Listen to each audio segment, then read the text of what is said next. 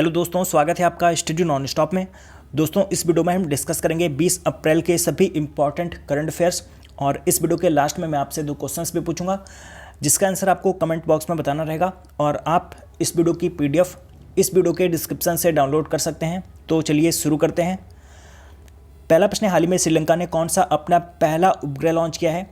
तो अभी हाल ही में श्रीलंका ने अपना पहला सैटेलाइट लॉन्च किया है और इस सैटेलाइट का नाम है रावण-1।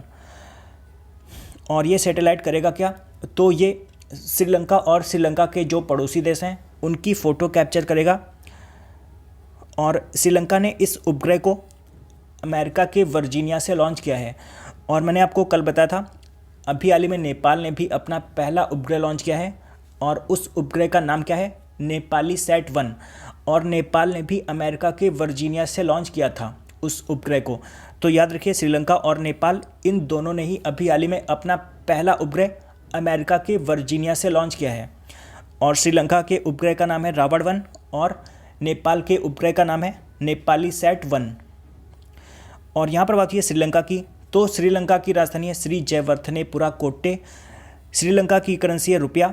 श्रीलंका के राष्ट्रपति हैं मैत्रीपाला सिरिसेना और श्रीलंका के प्रधानमंत्री हैं रानिल विक्रमसिंघे। अगला प्रश्न, वर्ल्ड प्रेस फ्रीडम इंडेक्स 2019 में भारत कौन से स्थान पर रहा? तो वर्ल्ड प्रेस फ्रीडम इंडेक्स 2019 में भारत है 140वें स्थान पर।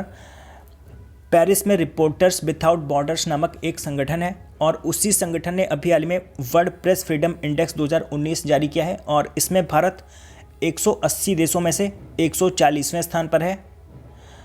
और पिछले साल भारत 138वें स्थान पर था, तो इस बार 2 स्थान नीचे आ गया है, भारत आ गया है 140वें स्थान पर। और अगर बात की जाए इसमें पहले स्थान पर कौन है, तो पहले स्थान पर है नॉर्वे और दूसरे स्थान पर है फिनलैंड। और इसमें सबसे लास्ट स्थान पर है यानी कि 180वें स्थान पर है तुर्कमेनिस्तान और 179 पोजीशन पर है इसमें उत्तर कोरिया।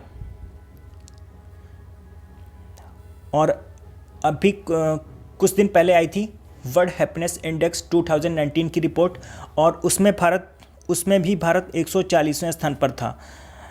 तो ये दोनों आप याद रखिए, वर्ल्ड प्रेस फ्रीडम इंडेक्स 2019 इसमें भी भारत 140वें स्थान पर है और वर्ल्ड हैप्पीनेस इंडेक्स 2019 इसमें भी भारत 140वें स्थान पर है। तो ये दोनों ही आप एक साथ याद रखिए। अगला प्रश्न, बजरंग पूनिया ने कितने किलोग्राम फ्री स्टाइल सीढ़ी की रैंकिंग में विश्व में शीर्ष स्थान हासिल किया है?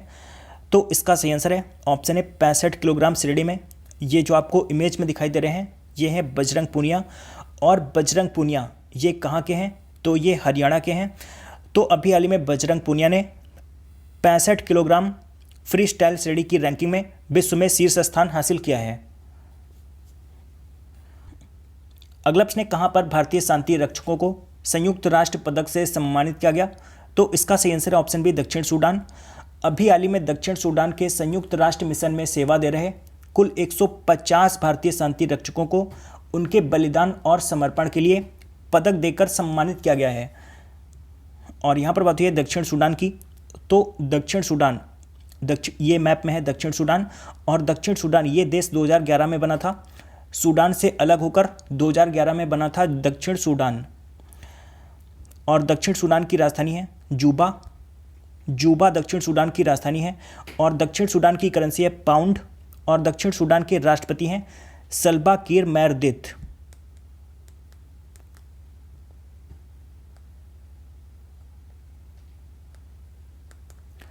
सल्वा किर मैरदित ये दक्षिण कोरिया के राष्ट्रपति हैं।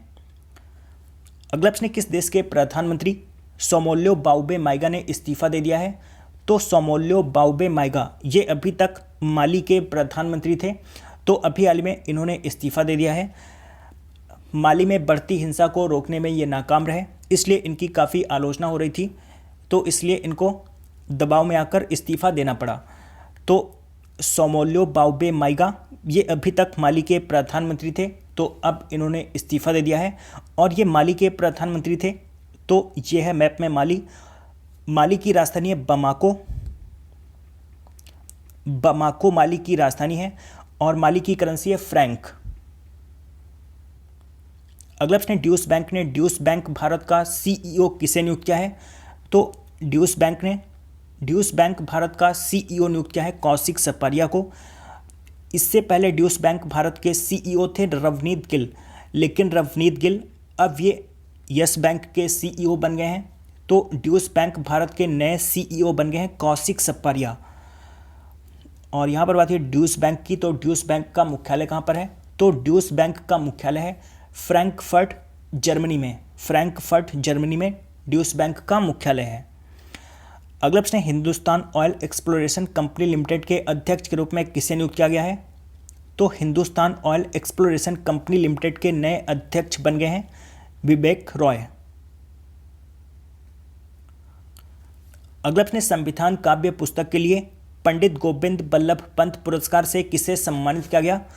तो इसका सही आंसर है ऑप्शन ए सुनील कुमार गौतम को। ये जो आपको इमेज में दिखाई दे रहे हैं ये हैं सुनील कुमार गौतम, और इनकी पुस्तक है संविधान काव्य, और इस पुस्तक के लिए इन्हें पंडित गोविंद बल्लभ पंत पुरस्कार से सम्मानित किया गया है। सुनील कुमार गौतम ये दिल्ली पुलिस के एक अधिकारी हैं, और इनकी पुस्तक है संविधान काव्य, और इस पुस्तक में इन्होंने संविधान के प्रावधानों को सरल और काव्यात्मक रूप में प्रस्तुत किया है। तो इनकी पुस्तक है संविधान काव्य, और इस पुस्तक के लिए इन्हें पंडित गोविंद बल्लभ पंत पुरस्कार से सम्मानित किया गया है। अगला प्रश्न, एग्जिम बैंक ने किस देश की विभिन्न परियोजनाओं के लिए 266.6 मिलियन अमेरिकी डॉलर का ऋण प्रदान किया है? तो इसका सही आंसर है ऑप्शन बी रवांडा। तो अभी हाल ही में एग्जिम बैंक ने रवांडा देश की विभिन्न परियोजनाओं के लिए 266.6 मिलियन अमेरिकी डॉलर का ऋण प्रदान किया है, और एग्जिम बैंक ने ये ऋण रवांडा को प्रदान किया है। तो रवांडा ये है बैंक में रवांडा की राजधानी है किगाली रवांडा की राजधानी है, और रवांडा की करेंसी है फ्रैंक, और रवांडा के राष्ट्रपति हैं पॉल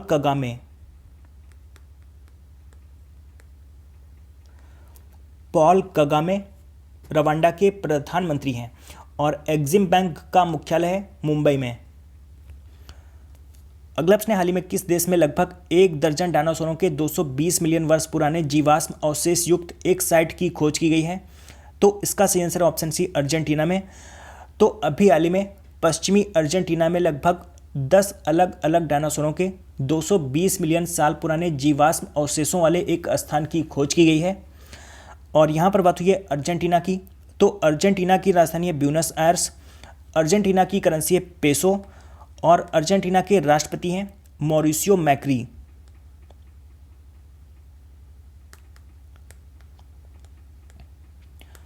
मॉरिसियो मैक्री अर्जेंटीना के राष्ट्रपति हैं। और कल मैंने आपसे 2 प्रश्न पूछे थे। पहला प्रश्न था विश्व हीमोफीलिया दिवस कब मनाया जाता है? तो इसका सही आंसर था 17 अप्रैल को, और मैंने आपसे इसकी थीम भी पूछी थी। तो विश्व हीमोफीलिया दिवस की इस बार थीम है आउटरीच एंड आइडेंटिफिकेशन, यानी कि पहुंच और पहचान। और दूसरा प्रश्न मैंने पूछा था किस राज्य के दुर्जनपुर गांव का नाम बदलकर शिवधाम किया जाएगा? तो इसका सही आंसर था मध्य प्रदेश, और लगभग सभी लोगों ने इन दोनों प्रश्नों का सही आंसर दिया है। और आज आपके लिए पहला प्रश्न है, कौन सा देश 2020 में G20 शिखर सम्मेलन की मेजबानी करेगा? और आपको ये भी बताना है कि 2019 में कौन सा देश G20 शिखर सम्मेलन की मेजबानी करेगा। कल के करंट अफेयर्स के वीडियो में मैंने आपको बताया था। और आज आपके लिए दूसरा प्रश्न है, विश्व धरोहर दिवस यानी कि वर्ल्ड हेरिटेज डे कब मनाया जाता है? तो इन दोनों प्रश्नों का आंसर आपको कमेंट बॉक्स में बताना है। तो दोस्तों आशा करता हूं कि आपको ये वीडियो पसंद आया होगा। अगर आपको ये वीडियो पसंद आया तो आप इस वीडियो को लाइक और शेयर करना मत भूलिए, और अगर आपने अभी तक इस चैनल को सब्सक्राइब नहीं किया है तो आप इस चैनल को सब्सक्राइब कर लीजिए। मैं करंट अफेयर्स के वीडियोस हर रोज सुबह 4 बजे अपलोड करता हूं, तो आप चैनल को सब्सक्राइब करके नोटिफिकेशन बेल ऑन रखिए, जिससे मैं जब भी वीडियो अपलोड करूं उसका नोटिफिकेशन आपको मिलता रहे। तो दोस्तों मिलते हैं कल सुबह, तब तक के लिए good bye and take care.